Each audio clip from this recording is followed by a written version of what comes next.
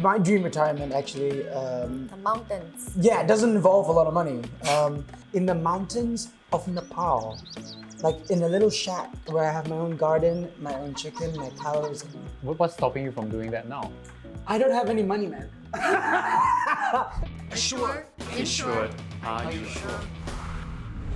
Hey guys, and welcome to a new episode of Assure, Insure, Are You Sure? With me, Amanda Chang, Andie Chan, Andrew Marco, and our special guest, Sylvia Chan. Hi, Sylvia. Hi guys! Thank you so much for joining us today. Yes, I'm actually very excited because I know that the previous episodes you guys shared a lot of nuggets of gold and wisdom, so I'm here to really learn and leach. Well, we're actually here to learn from you. Yeah. Exactly. So hopefully, you have more insights for us. You can spread your wisdom with us. We'll learn Share from. your I think we wisdom. can learn from each other. Oh yeah. There's always Okay. something. Okay. Let's do that. Maybe not.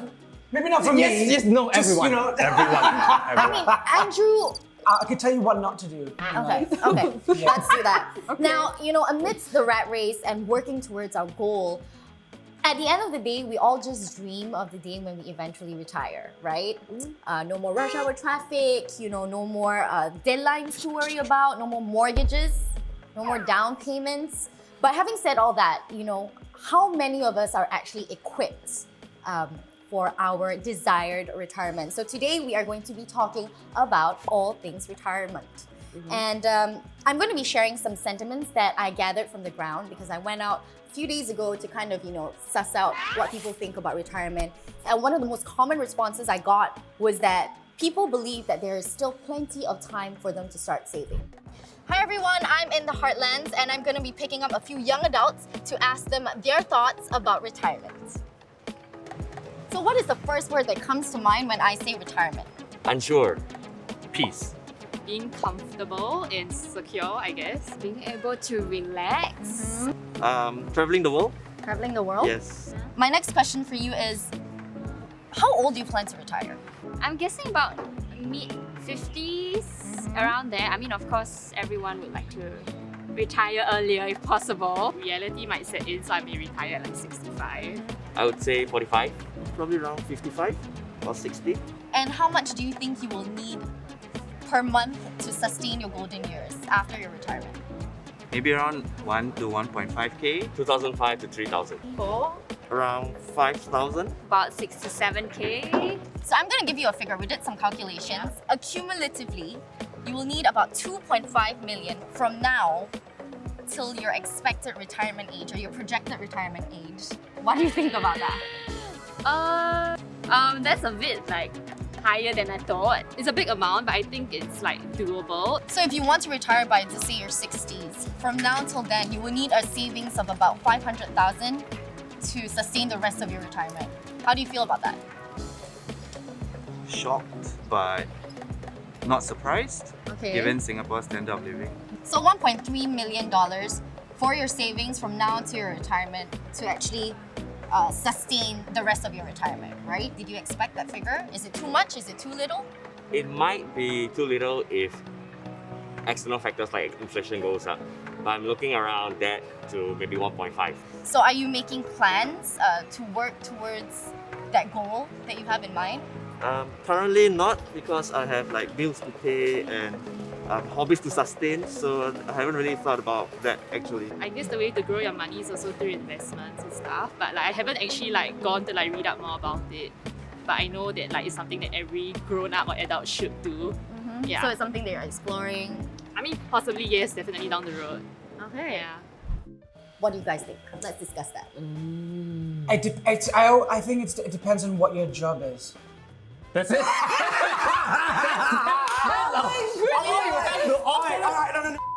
So let's explore that a little bit later. But I think in general, let's talk about a general sense. People with a 9-to-5 job, let's just say. I don't think it's ever too early to start saving, honestly. I mean, after all these conversations that we've had, what have we learned? It is never too early to start saving, or rather even planning for your retirement, right? Andie, you're 18 this year, right? Yeah, Have you yeah. started saving? 18 ah. Yeah. Still got a lot of time because I'm still very young. I just Mommy, graduated. Daddy, mommy, daddy, help you Yeah, save. my pocket money I got saved a bit. Okay, honestly speaking, Look, when you were Next week, 18 though. when I was 18 though, I don't save lah. I never really. I just as freelancers, the problem is we really don't make a lot when we first start, right? We make that's true. so little, right? And then whatever you have, you want to invest in like classes, you want to get your craft set better. So I honestly really didn't have a lot of money. And even as I grew older, when I was 20 something, I had a bit of savings. I still didn't really know what to do with it. And I think the main issue is that I don't have a long-term plan, right? I don't have an idea of what my retirement is like. I just want to work. But when you have an idea of like what you really want to do, how kind of life you want to live, you can actually reverse engineer and start counting backwards, and then you will know exactly how much money you need. And to me, I have that amount in my mind. So once I hit that amount, What's Okay, you know what, Andie, hold that thought because I want to ask you how you got there. You know, how you started planning for that. But let's talk a little bit more about what I found on the ground. Okay. Another thing that I found was that, you know, people feel like they have other more pressing issues to pay for at the moment, you know, other financial obligations, which is true, you know, life, like that's lunch? life. Yeah, that's life, you know, whatever it may be, daily expenses or like you say, classes, even something like that, classes, you know, that's important, that's of value. And the last one is, people believe that they won't need much for retirement because they don't plan on splurging. Actually, I agree with the sentiment that there are a lot of more urgent things to pay for. If you really ask me, right, I do not have much planned, or I haven't really done any retirement planning, like officially. Oh, that's so surprising. yeah, it is, right? I don't know. Yeah, I don't know. I just feel like if I can, okay, maybe business owner point of view, that if I love my job, I'm happy with it, right? And if I can, you know, in a way provide enough for the company to stay afloat, I'm going to be fine for retirement. Maybe that's how I think. So- in the creative line, right? I did try. I did try to read out on the REITs, the ETFs. I know all those things that you guys are talking about. But how many times I read, I opened like all the windows and I try to read and I'm like, okay, boring, next. And then it's like, oh, this one also not my cup of tea lah. Okay, unit trust, I'm not very sure. And then suddenly like all the numbers, you know they have the, you know, like yearly you have to pay a sum if you get somebody to invest, or like the admin fee, and then you have so many choices out there. And at the point I was like, okay, you know what, this is really not my forte. This is really not my interest. And like for what I'm spending so much time doing this, yes, I can say it's for retirement, but for what I am like, how do I say, putting in so much effort and time to something so strange and foreign, hoping that this is going to cover me for retirement. Why don't I do something that's more familiar, like work? And I knew you were coming to me. Yeah. I knew you were coming. I knew it, man. Talking In my mind, I was about thinking, this, don't look at me, I'm not a boomer. Don't look at me, I'm not a boomer. No, you're not a boomer. But Andie, you said that, you know, even when you started on this journey to kind of, you know, read up on investments, do your own research, the first few times or you know whatever it The is first was 11 really months. was really like strange to you as well, right? You It were was. not familiar with it, you didn't know where to begin. And then coming back to now where you are, you say that you actually enjoy it. I do my actually. I'm God. starting to enjoy it. Yeah. So I realized right as I grow older, I think one huge point is that I know I have a family to provide, and I'm not sure if my continuing of just purely like one basket is going to provide for all that. That's the number one motivation. Number two motivation is I'm starting to find there's a conflict of interest between my passion and actually money. Reality, because a lot of times there are projects that I really, really like, you know, but then I will ask, you need to pay me more because my rate is this, my rate is that. Now, initially it felt like, no, that's normal, right? The freelance market, that's how it works and everything. But after I realized, like, if this project don't pay me a single cent and I still want to do it, then why am I bothering about that $200 more, $300 more? So I realized there is a conflict of interest, and I realized I want to get to the point whereby I have the flexibility to take that project even if it doesn't pay me, you know? So having this wealth will make me a better craftsman. I have now paper growth, right? So on my stocks, on my stuff, I see like, hey, I actually made this, but they are all on paper. But I know like the more pieces you understand, the easier it is for you to manipulate the things around you to be in a better position to do your craft and to provide for your family. So that's how I see it. And when I do it that way, I feel a lot more at peace and less anxious. Wow, I applaud you for that. That is such a refreshing way of was looking at it beautiful. as a freelancer. That was beautiful. You've never said that. We've done this for Yeah. how many episodes These now, are Andy? Thank you. Yeah, did you save the best for Yeah. the last few? I'm the comic relief, okay? I'm here to Okay, people. I'm going to be addressing, what I said about youths thinking that they don't need much for their retirement because they don't plan on splurging. So I recently did a show with the National Youth Council, and we found that youth these days are more empathetic and altruistic. Youths are more focused on social issues like the LGBTQ community, climate change, politics. And I think this is because our generation grew up with the internet. And it has given us this vast amount of information, and we are more aware than ever. So with that knowledge, it's placing this huge emphasis on the values of good citizenship. I don't know about you guys, but that's what I've seen. Yeah, but I also feel like in our generation, you are allowed to not worry about money all the time, and you can focus on like other things. That's a place of privilege, because I know people in my age who don't care about any of these things. Like for them, it's still money. Like they still need to make money. I feel like it's more awareness though. Yeah. I don't know. I think that there are elements of both. Both? Yeah. Definitely, if you're hungry, you're starving, you got things to take care of, that's Lunch. like You don't social have a justice choice, is yeah. like the last thing on your mind. Yeah. I would say that. Yeah. Because you mentioned place of privilege, I actually came from a kampong, right? So it's the opposite of privilege. Ah. So maybe that's why I hoard cash. Because probably, there were no notions of investment, neither were there notions of, climate change. Like we didn't grow up doing that. Growing up, like learning Yeah, about knowing that kind all of this. stuff, Yeah, we right? just grew up knowing that, you gotta work, you get money, and then you support your family. Yeah. Yeah, so maybe I think it really depends on everyone's personal experience and how it brings them to what they want to do. So moving forward, not many people know that the financial benchmark for retirement is about 70% of your current income. So that is to say that you should expect to have at least 70% of your current income in order to enjoy a comparable standard of living during your retirement. What do you guys think of that? Which means if you're earning $1,000 now, and when you're retired and you're not working, you should still have an income of $700 via your saving or via passive income. Yes. Sorry, this number is a bit worrying to me. I'm like, how? No, because you know what I said earlier, right? I'm going to work to make sure I have cash. If I don't work, where am I going to find that $700? It's the safe figure. It makes sense because like however you're living now, and when you retire, you're not going to suddenly change like Correct, whatever I you agree, I eat, agree. whatever you sleep on. If you are comfortable with a $3,000 bed, you're not going to sleep on a $300 bed Correct. just because you retired. So, for example, if you want to retire when you're 40, then assuming that you're going to die when you're morbid but true, 80 years old, then you have to understand for that 40 years, you must have enough saving to pay yourself 70%, or you have something that's generating passive income for you, 70% of the current income, all the way to like for that 40 years. Right. No, I like that you give that example, so I'm going to go ahead and count.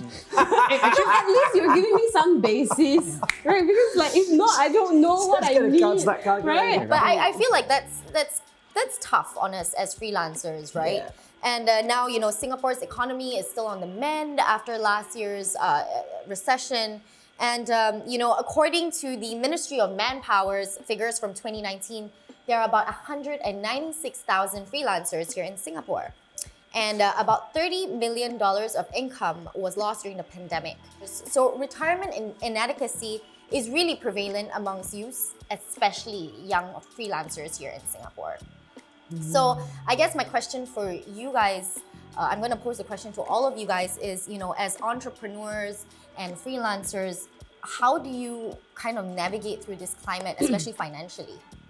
Sylvia, let's start with you. Share. What? So last year, literally, I was telling myself, as long as we don't lose money, I don't need to make any money at all. I just need us to survive through this. I just need nobody to have to sell anything. Because it sounds, right, like they have to sell a car, that kind of thing. So I'm like, okay, you know what? As long as our company, we net, not zero is fine. Right? Yeah, so that is how... But we need to remember one, like not every boss thinks like her. Yes. The second thing is that there is still there is still gonna be a point, like not every company can net. So some might be taking losses, and it will get to a point whereby the company just cannot sustain, and Of then course. when that goes, all the freelancers beneath will be in trouble. So Andy, do you want to tell us? Do you want to share with us, how you coped during the pandemic? I will. I'm actually a freelancer, and COVID actually hit me pretty bad. Like my income was probably cut by around 80% last year, and I have mouths to feed.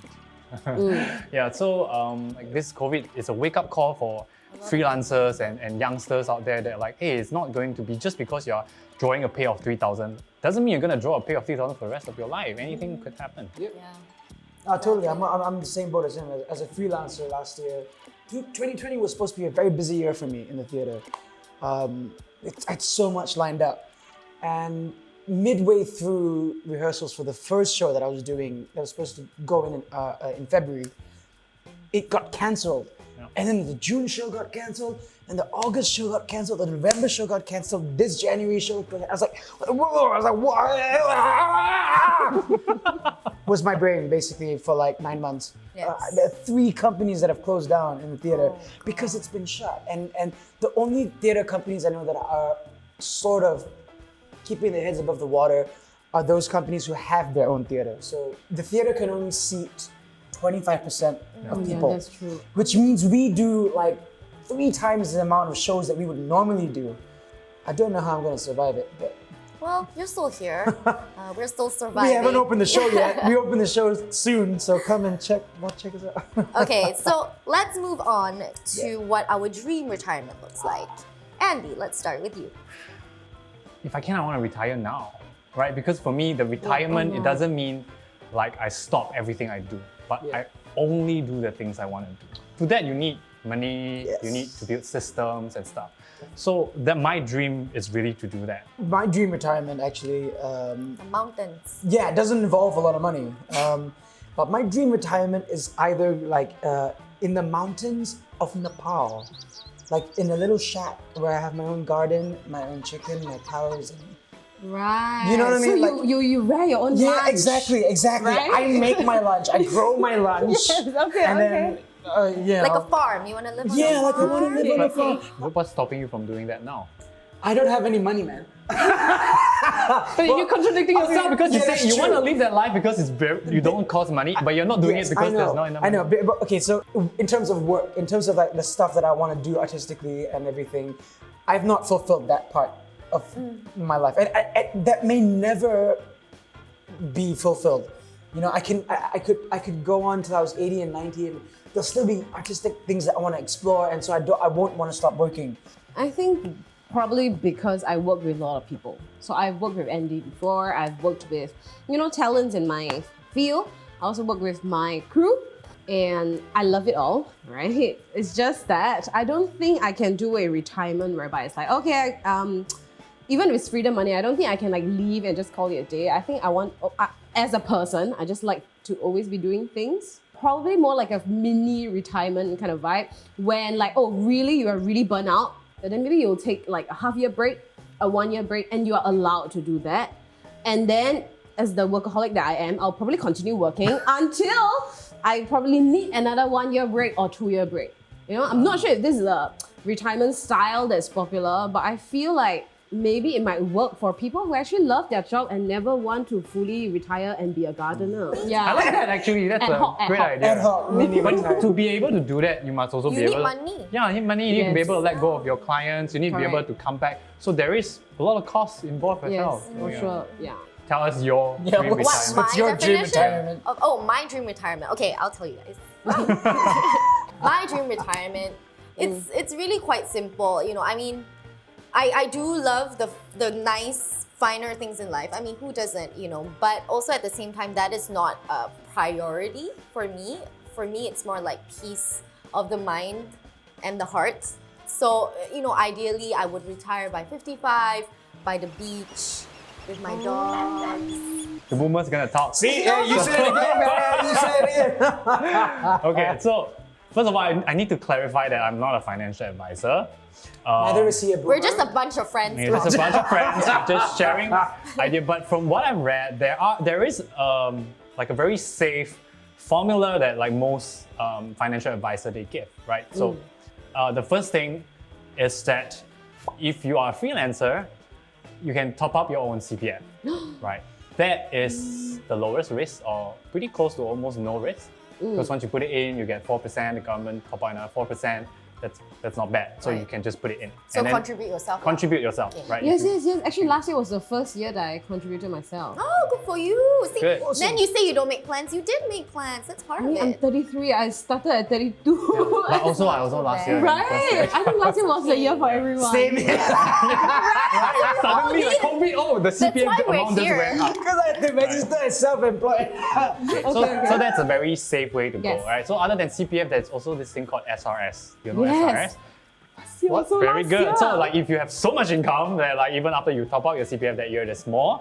Or if you just prefer SRS, because SRS you can actually remove your money anytime, but for CPF it's actually locked. You can only use it when you are Right. in your senior years. Yes. So for SRS you can take it out for like a 5% cut. Right? Correct, So SRS has a bit more mobility. So these two are actually pretty safe. You can put it in Yes. SRS and invest Yeah. in like safer bonds and stocks, right? Yes. So do these two things, and then after that, you go to your savings, whatever left, you automate your saving. So when you say automate your saving, like when the income comes in, try and have like maybe 2 accounts, right? So one expenditure account and one saving account.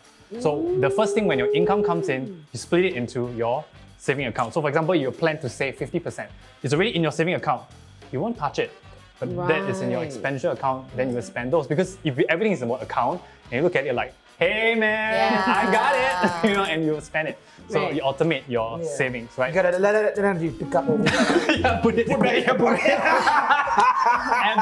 absolutely right. So after that, you want to get your bases covered, right? So you get insurance. So if you are single, for example, you don't need that much insurance. Just to make sure that if you are sick, if you are injured, you have an Yes. accident, you can still lead a life even when you're not working. But if you have, like for me, I have a family, then I will bump up my insurance because I have to take care of them even when I'm dead, right? Like they need money, right? Oh, man, So that's- actually I bump up my when I got married, I bump it up once. When I had my son, I bump it up once. When I have my daughter, I bump it again. Oh, wow. Right. So every time it happens, you realize like the weight on your shoulder is heavier. Yeah. So bump it up. So whatever I've said so far, it's more or less in the protect yourself area of retirement, right? So more defensive.